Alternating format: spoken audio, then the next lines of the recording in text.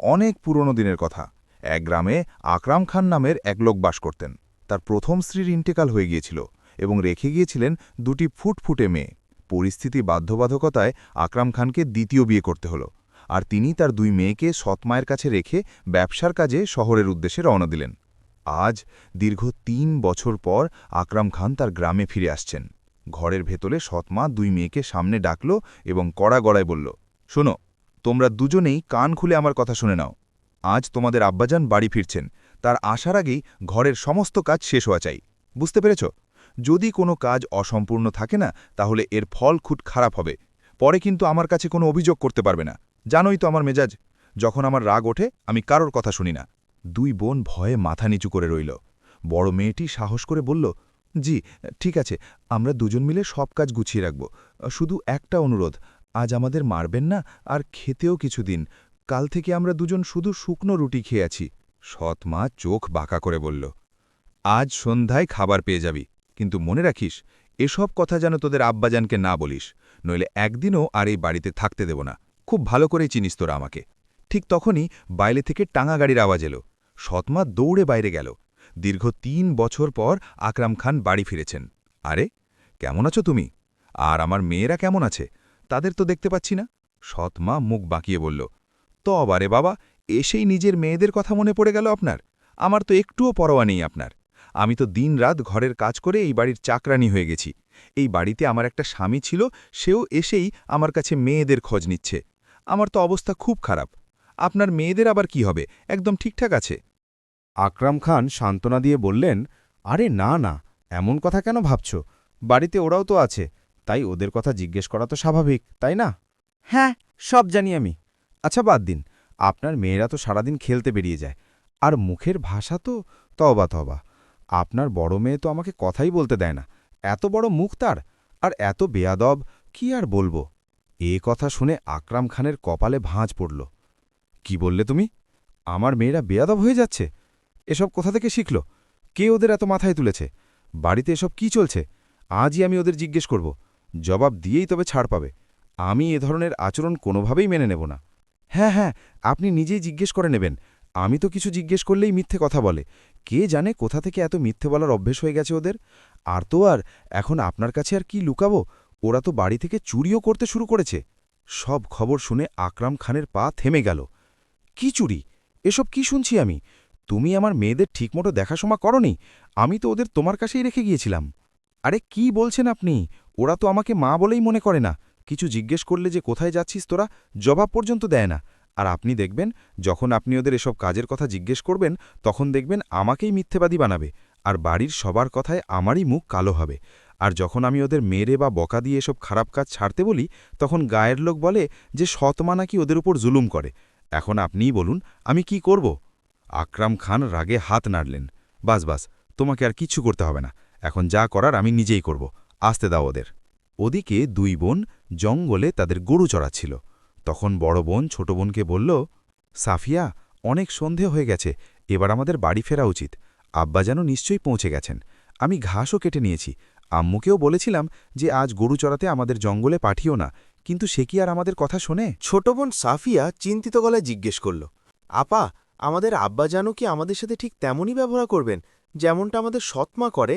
আরে না না পাগল, এমন কেন ভাবছিস? আমাদের আম্মু তো সৎ, কিন্তু আমাদের আব্বাজান তো আমাদের নিজের আব্বাজান। এমনটা একদম ভাবিস না।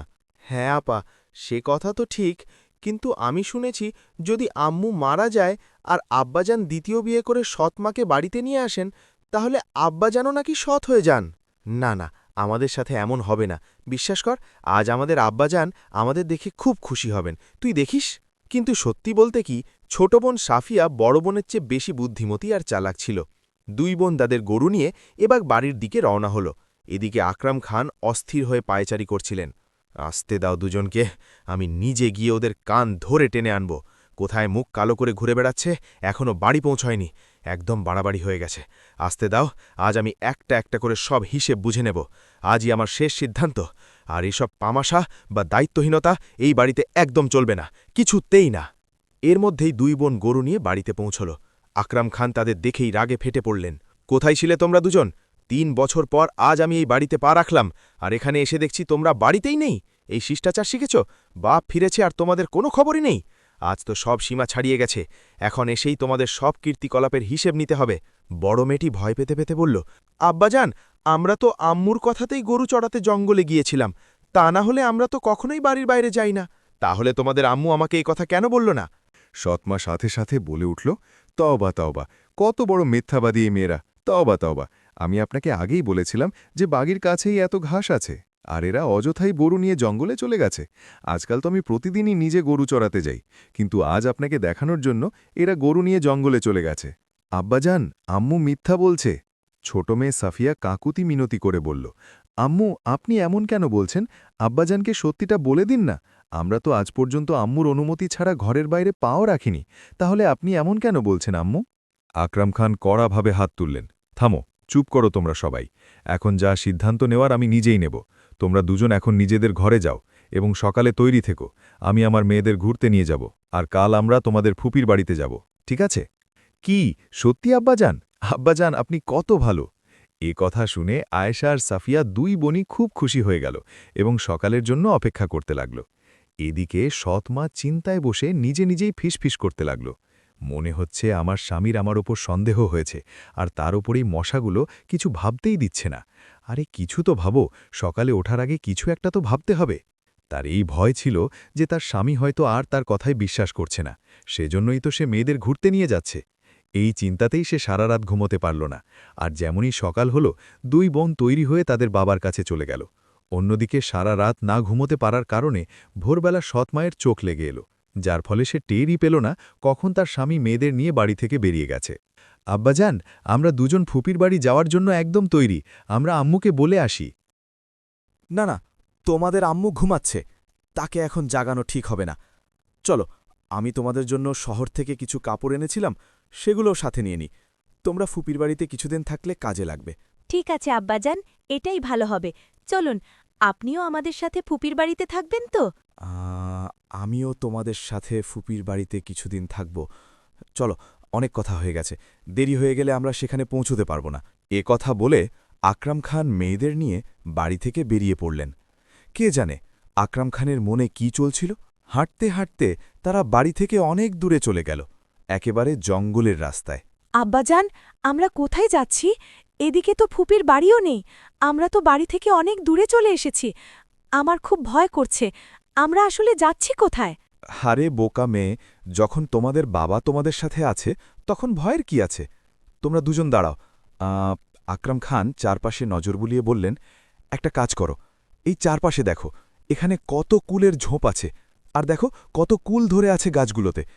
দেখো মেয়েরা, আমি খুব ক্লান্ত হয়ে পড়েছি, আমি এখানে বসছি, তোমরা দুজন আমার জন্য কুল পেড়ে নিয়ে এসো।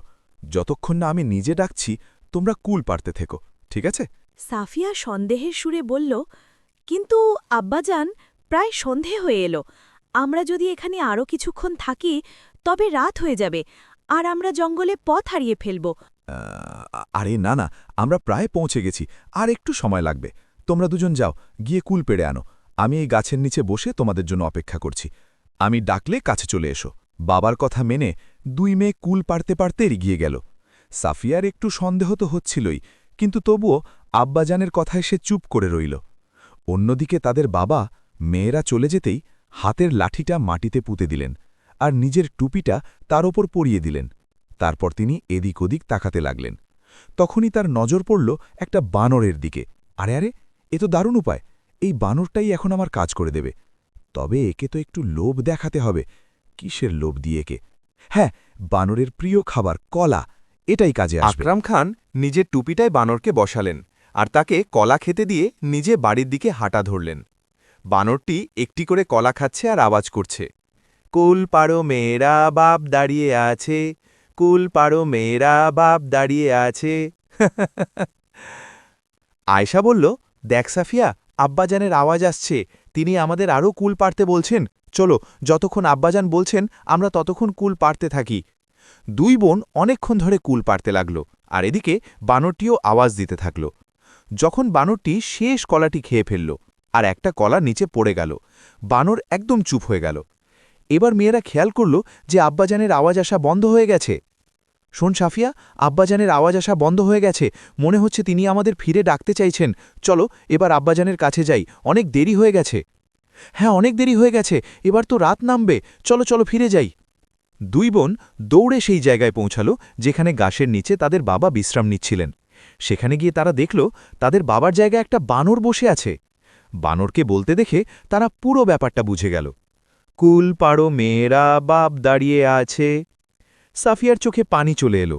আয়শা আপা, আপনি ঠিকই বলছিলেন। আমাদের আব্বাজান আমাদের এতদূর জঙ্গলে শুধু ছেড়ে আসতে এসেছিলেন, আর তিনি আমাদের ফেলে চলে গেছেন। এখন আমরা এই জঙ্গলে কি করব, কোথায় যাব? আয়েশা সাহস জুগিয়ে বলল, সাফিয়া, আমার তো আগে থেকেই সন্দেহ হচ্ছিল, কিন্তু এখন আর কাঁদিস না। কেডে তো আর আমরা এই জঙ্গল থেকে বেরোতে পারবো না। এখন আমাদের নিজেদেরই কিছু করতে হবে। চলো আজ রাত কাটানোর জন্য এখানে কোনো জায়গা খুঁজি। কোনো শাহজাদা তো আর এখন আমাদের প্রাসাদে নিয়ে যাওয়ার জন্য আসবে না। চলো নিজেরাই কিছু একটা খুঁজি। দুই বোন হাঁটতে হাঁটতে একটি কুঁড়েঘরের কাছে পৌঁছালো, যা দেখে তারা দুজনেই অবাক হয়ে গেল। আরে সাফিয়া, এখানে তো চুলাও আছে। মনে হচ্ছে এখানে কেউ থাকে। ভেতরে গিয়ে দেখি, কি বলিস? ভয়ে ভয়ে সাফিয়া বলল, আরে এইভাবেই ভেতরে যাওয়া ঠিক হবে না। এমন যেন না হয় যে অন্য কোনো বিপদে পড়ে গেলাম। আমার তো খুব ভয় করছে। কিন্তু সত্যি কি আমরা এই ঘন জঙ্গলে সারা রাত বাইরে কাটাবো সাফিয়া? আমারও তো খুব ভয় করছে। চলো না ভেতরে গিয়ে দেখি, হয়তো থাকার জন্য ছোট একটা ছাদ পেয়ে যাব। কি জানি, হয়তো আমাদের জন্য কোনো পথও খুলে যাবে। আমরা যদি থাকার জায়গা না পাই, তবে এই জঙ্গলের ভয়ঙ্কর জন্তুরা আমাদের ছিঁড়ে খেয়েও ফেলতে পারে। সাফিয়া সাহস করে বলল, আপনি ঠিকই বলেছেন। ভয় তো খুব করছে, কিন্তু একটু ঝুঁকি তো নিতেই হবে। তা না হলে আমরা সারা রাত এই অন্ধকার জঙ্গলে পথ হারিয়ে ঘুরব। চলো আপা, সাহস করে ভেতরে গিয়ে দেখি, হয়তো ভেতরে কোনো আশ্রয় পেয়ে যাব। এ কথা বলে দুই বোন সাহস করে ভেতরে ঢুকল। সেখানে পৌঁছে তারা দেখল যে কুঁড়ে ঘরের ভেতর কেউ নেই। এটা দেখে তারা খুব খুশি হল। তারপর তারা সেই কুঁড়ে ঘরেই রাত কাটালো এবং সকালের জন্য অপেক্ষা করতে লাগল। এভাবেই সময় কাটতে লাগল। দুই বোন জঙ্গল থেকে ফল পাড়ত এবং সেই ফল বাজারে নিয়ে যেত। বেঁচে যাওয়া টাকা দিয়ে প্রয়োজনীয় জিনিস কিনে আনত, আর রাত হলেই নিজেদের কুঁড়ে ঘরে ফিরে আসত। এভাবেই তাদের জীবন চলতে থাকল। আর দেখতে দেখতে বেশ কয়েক বছর কেটে গেল। এখন দুই মেয়েই যুবতী হয়ে উঠেছে। তারা দেখতে এতই সুন্দরী ছিল যে যেই তাদের দেখত, ব্যাস চেয়েই থাকত। একদিন সাফিয়া বলল, আপা, আজ আমি জঙ্গলের একটু গভীরে যাচ্ছি। কিছু তাজা ফল আনব, যাতে বাজারে ভালো দাম পাওয়া যায়। আমি আসা পর্যন্ত আপনি খাবার বানিয়ে রাখবেন, ঠিক আছে তো আপা? কিন্তু সাফিয়া, আমাকেও আজ বাজারে যেতে হবে, আর ফেরার পথে বাড়ির রেশনও আনতে হবে। আমি গতকালই কিছু ফল পেড়ে রেখেছিলাম, সেগুলো নষ্ট হয়ে যাবে। আজ বাজারে যাওয়াটা খুব জরুরি। সাফিয়ার চোখে চিন্তার ছায়া নামল। আপা, আমি মাঝে মাঝে একটা কথা ভাবি, আমার তো আপনি ছাড়া আর কেউ নেই। আমি যখন বাড়ি ফিরে আপনাকে দেখতে পাই না, তখন আমি খুব ভয় পেয়ে যাই। আমি ঘরের চারদিকে আপনাকে খুঁজতে শুরু করি। আমি আপনাকে হারানোর খুব ভয় পাই আপা। ভালোবাসে আয়েশা বলল, আরে এমন কথা কেন ভাবিস? আমারও তো তুই ছাড়া আর কেউ নেই। আমি তোকে ছেড়ে কোথায় যাব বলতো? আর যদি কখনো দূরে কোথাও যেতেও হয়, তবে তোকে বলেই তো যাব, তাই না? কথা দিলাম। একটু ভেবে আয়েশা আবার বলল, আর যদি কখনো না বলে কোথাও যেতে হয়, যদিও এমনটা কখনো হবে না, কিন্তু যদি কখনো এমন হয়ে যায়, তবে আমি তোর জন্য কোনো নিশানা রেখে যাব। কিন্তু কি নিশানা রেখে যাব? এমন কিছু নিশানা যা আমাকে তোর কাছে পৌঁছে দিতে পারে। এমন কিছু ভাবতে হবে। যাই হোক, এ নিয়ে পরে কথা বলা যাবে, ঠিক আছে? এখন আমার খুব দেরি হয়ে যাচ্ছে। আমি বাজারে যাই, তুই কালকের জন্য ফল পেড়ে নিয়ে আয়, ঠিক আছে? এ কথা বলে আয়েশা বাজারের দিকে বেরিয়ে গেল এবং সাফিয়া বাড়ির কাজকর্মে লেগে পড়ল। আয়েশা এতটাই সুন্দরী ছিল যে বাজারে যাওয়ার সময় রাস্তায় একটা চাদর দিয়ে নিজের চেহারা ঢেকে রাখত, যাতে কারোর নজর তার ওপর না পড়ে। ঘটনাচক্রে সেই রাজ্যের বাদশাও জঙ্গলে শিকারের জন্য বেরিয়েছিলেন। বাদশাহ সকাল থেকে সন্ধ্যা পর্যন্ত শিকারের খোঁজে জঙ্গলে ঘুরে বেড়াচ্ছিলেন। হঠাৎ বাদশার নজর একটি খরগোশের ওপর পড়ল। উজির সাহেব, সকাল থেকে শিকারের জন্য বেরিয়েছি। খিদে তো জান বেরিয়ে যাচ্ছে। এই শিকার যেন কোনোভাবেই হাতছাড়া না হয়, আমি আপনাকে বলে রাখছি। জি জি হুজুর, নিশ্চিন্ত থাকুন। আমি আজ এই খরগোশ শিকারও করেই ছাড়ব। আপনি শুধু দেখতে থাকুন। এ কথা বলে উজির তীর ছুঁড়তে শুরু করলেন। অনেকবার চেষ্টা করার পর অবশেষে একটি তীর গিয়ে খরগোশের গায়ে লাগল। বাহ হুজির সাহেব, বাহ! আপনি তো কামাল করে দিয়েছেন। অবশেষে আপনি এই খরগোশটাকে শিকার করেই ফেললেন। এবার তাড়াতাড়ি যান, ওটাকে তুলে আনুন, আর যত তাড়াতাড়ি সম্ভব রান্নার ব্যবস্থা করুন। আমি এখানে এই গাছের নিচে আপনার জন্য অপেক্ষা করছি। জি জি হুজুর, আপনার যেমন আদেশ। আমি এক্ষুনি রান্নার ব্যবস্থা করছি। উজির ডানে বায়ে না তাকিয়ে খরগোশটিকে তুলে নিয়ে জঙ্গলে আগুনের খোঁজে ঘুরতে লাগলেন। আরে হুজুরও না, এই জঙ্গলে আগুন কোথায় পাবো? কোথায় রাঁধবো আমি এই খরগোশটাকে? এ তো অসম্ভব। তখনই উজির দেখলেন যে একটি কুঁড়ে ঘরের কাছ থেকে ধোঁয়া বেরোচ্ছে। আরে এত সুন্দরী একটি মেয়ে, আর মনে হচ্ছে জঙ্গলে খাবার বানাচ্ছে। চলো খরগোশটাও এখানেই রাঁধিয়ে নি। কিন্তু এ জঙ্গলে একা কি করছে? এ কি এখানেই থাকে? চলো একেই জিজ্ঞেস করি। সাফিয়া দ্রুত পেছন ফিরে কড়া গলায় বলল, আপনি কে এখানে? কি করছেন? আর আমাকে চুপি চুপি দেখছিলেন নাকি? আর এক পাও এগোবেন না, নইলে আমি আপনার টুকরো টুকরো করে ফেলব। আর এটা শুধু সতর্কবার্তা নয়, মনে রাখবেন। দেখুন, আপনি আমাকে ভুল বুঝছেন। আমি এখানে আপনার কোনো ক্ষতি করতে আসিনি। আসলে ব্যাপারটা হলো, আমি একটি খরগোশ শিকার করেছি, তো সেটা রাধার জন্য আমার আগুনের দরকার ছিল, তাই এখানে চলে এসেছি। আচ্ছা ঠিক আছে, আপনি রান্না করে নিন, আর রান্না শেষ হলেই তাড়াতাড়ি এখান থেকে চলে যাবেন। সাফিয়া এতই সুন্দরী ছিল যে উজির যখন খরগোশটা চুলায় চড়ালেন তখন তার পুরো মনোযোগ সাফিয়ার সৌন্দর্যের দিকে চলে গেল। এতটাই হারিয়ে গেলেন যে খরগোশ পুড়ে একেবারে কয়লা হয়ে গেল, আর উজিরের কোনো খবরই নেই। সাফিয়া রেগে গিয়ে বলল, কি ব্যাপার? এটা তো পুরোটাই পুড়ে গেছে। আপনার মন কোথায়? এবার এই পোড়া খরগোশটা তুলুন আর এখান থেকে বিদায় হন।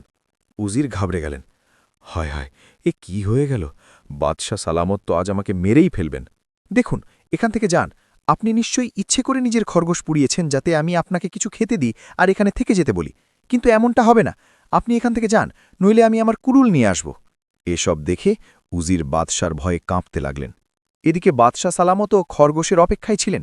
বাদশার খুব খিদে পেয়েছিল। উজির সাহেব, আপনি একটা খরগোশ রাঁধতে গিয়েছিলেন নাকি 10টা রাঁধতে গিয়েছিলেন? এত দেরি কেন করলেন? আমার খুব খিদে পাচ্ছে। এবার দিন, কোথায় খরগোশ? উজির হাঁটু গেড়ে বসে পড়লেন। হুজুর, আমাকে মাফ করে দিন হুজুর, আমার কোনো দোষ ছিল না, নিজের অজান্তেই এমন হয়ে গেছে। সে সে এতই সুন্দরী ছিল যে তাকে দেখে আমি পুরো দুনিয়াই ভুলে গিয়েছিলাম। কে এত সুন্দরী ছিল? কার কথা বলছেন আপনি? আমাকে খুলে বলুন। আর খরগোশ কোথায়? হুজুর, সে এখানেই থাকে, একটা কুঁড়ে ঘরে। হুজুর, আপনি তাকে দেখলে খরগোশ তো কি, সব কিছুই ভুলে যাবেন। চলুন হুজুর, আসুন, আমি আপনাকে তার কুঁড়ে ঘরেই নিয়ে যাচ্ছি। আপনি দেখলেই বুঝতে পারবেন কেন আমি দুনিয়া ভুলে বসেছিলাম। আচ্ছা, তাই নাকি? আমার বেগমরা তো এই গোটা দুনিয়ার সবচেয়ে সুন্দরী নারী, আর আপনি বলছেন যে আপনি এমন এক রূপসী দাসী দেখেছেন যাকে দেখে আপনি সব ভুলে গেছেন। চলো, আমিও গিয়ে দেখি কেমন রূপসীকে দেখেছেন আপনি। এবার বাদশাহ আর উজির দুজনেই সেই কুঁড়ে ঘরের দিকে এগোতে লাগলেন। আয়েশা সেখানেই বসে রান্না করছিল। বাদশার নজর যখন আয়েশার ওপর পড়ল, তখন বাদশাহ নিজের হুঁশ হারিয়ে ফেললেন। তিনি আজ পর্যন্ত এমন রূপ দেখেননি। তখনই উজির বাদশাকে জিজ্ঞেস করলেন, কি হুজুর, আমি বলেছিলাম না আপনাকে এমন রূপ আপনি আজ পর্যন্ত দেখেননি? তাহলে কি তৃতীয় বেগমের ব্যবস্থা করা হবে? কি বলেন? না না উজির সাহেব, আমার বেগমকে এভাবে নিয়ে যাওয়া ঠিক হবে না। আমরা আমাদের এই অপরূপা বেগমকে পালকিতে করে নিয়ে যাব। এখন চলো এখান থেকে, কাল আমরা আমাদের বেগমকে নিতে পালকি নিয়ে আসব। এভাবে বাদশাহ এবং উজির দুজনেই সেখান থেকে চলে গেলেন। আয়েশা এতটুকু টেরও পেল না যে কেউ তাকে চুপি চুপি দেখছিল। পরের দিন সকালে দুই বোন নিজেদের মধ্যে কথা বলছিল। আয়েশা সাফিয়াকে জানালো, সাফিয়া, শোন, কাল একজন লোক এসেছিল একটা খরগোশ নিয়ে। এমন পাগল লোক, তার মনোযোগ এতটাই অন্যদিকে ছিল যে পুরো খরগোশটাই পুড়ে গেছে। বেচারা হয়তো ওই পোড়া খরগোশটাই খেয়েছে। আপা, আপনিও না। আচ্ছা শোনো আপা, আমি আজ জঙ্গলে যাচ্ছি ফল পাড়তে। সন্ধ্যের মধ্যেই চলে আসব। কুঁড়ে ঘরের দরজা ভালো করে বন্ধ রেখো, ঠিক আছে? কেউ এলে দরজা খুলবে না। এ কথা বলে সাফিয়া সেখান থেকে চলে গেল। সাফিয়া চলে যাওয়ার পর আয়েশা ঘরে একা ছিল। তখনই আয়েশা ঘোড়ার পায়ের শব্দ শুনতে পেল। দেখার জন্য আয়েশা কুঁড়ে ঘর থেকে বেরিয়ে এলো। তখন আয়েশা যা দেখল তা দেখে সে অবাক হয়ে গেল। আয়েশার বাড়ির দরজায় বিশাল এক শোভাযাত্রা এসে দাঁড়িয়েছে। এটা দেখে আয়েশা সব কিছু বুঝে গেল। তখনই উজির তার কাছে এলেন এবং বললেন, আমি রাজগড়ের বাদশাহ আসাদ খানের উজির। আমাদের সাম্রাজ্যের বাদশাহ আপনাকে বিয়ে করতে চান। আপনি কি এই বিয়েতে রাজি আছেন? আয়েশা যখন কথা শুনল তখন তার বিশ্বাসই হচ্ছিল না। যাকে তার বাবা আবর্জনা ভেবে জঙ্গলে ফেলে দিয়ে গিয়েছিল, সেই মেয়েরই আজ বাদশাহের সাথে বিয়ে হতে যাচ্ছে। এই কথা ভেবে আয়েশার চোখ জলে ভরে এলো। সে আর একটুও সময় নষ্ট না করে সাথে সাথে হ্যাঁ বলে দিল। আমার এই বিয়েতে সম্মতি আছে। আমি শুধু ভেতর থেকে আমার একটা পুটলি নিয়ে আসি নিশানা হিসেবে। আয়েশা কুঁড়েঘরের ভেতর গেল আর এক মুঠো সরিষার বীজ তুলে আনল। আর যেমন যেমন সে রাস্তা দিয়ে হেঁটে গেল, সে সরিষার বীজগুলো রাস্তায় ফেলতে ফেলতে গেল। এবার আয়েশা এই কুঁড়েঘর ছেড়ে চলে গেছে। কিছুক্ষণ পর সাফিয়াও সেখানে ফিরে এলো, কিন্তু সাফিয়া যখন কুঁড়েঘরে ঢুকল, সেখানে কেউ ছিল না। সাফিয়া সব জায়গায় তার বোনকে খুঁজতে লাগল, কিন্তু আজ তার বোন সেখান থেকে অনেক দূরে চলে গেছে। আরে আপা, কোথায় চলে গেলে? আমার যে ভয়টা ছিল সেটাই হলো। আপা এখন কোথায়? আমাকে ছেড়ে কোথায় চলে গেলে তুমি? আপা, কোথায় তুমি আপা? এভাবে আয়েশার যাওয়ার 2 দিন কেটে গেল। সে প্রাসাদের চোখ ধনানো জাকজমকে নিজের বোনকে ভুলেই গেল। অন্যদিকে 2 দিন ধরে সাফিয়া নিজের বোনের অপেক্ষায় বসে রইল। রাতে খুব ভারী বৃষ্টি হল, কিন্তু সকালে যখন সে উঠল, চারপাশের দৃশ্যই বদলে গিয়েছিল। সকালে উঠে সাফিয়া দেখল চমৎকার সরিষা গাছের একটি লম্বা সারি তৈরি হয়ে আছে। সেটা দেখে সে সাথে সাথে বুঝে গেল, তুমি আমার বোন আমাকে এখানে ছেড়ে চলে যাওনি, বরং আমার জন্য এই নিশানা রেখে গেছো, যাতে আমি এই ফুলেল পথ ধরে তোমার কাছে পৌঁছতে পারি। হে উপরবালা, আমাকে আমার বোনের সাথে মিলিয়ে দাও। এই বলে সাফিয়া সেই সরিষা ফুলের তৈরি রাস্তায় চলতে শুরু করল।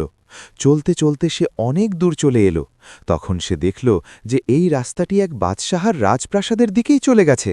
সাফিয়া প্রাসাদের বাইরে পৌঁছতেই তাকে খুব রাজকীয়ভাবে অভ্যর্থনা জানানো হলো, কারণ আজ সরিষা ফুলগুলো ফুটে উঠেছিল।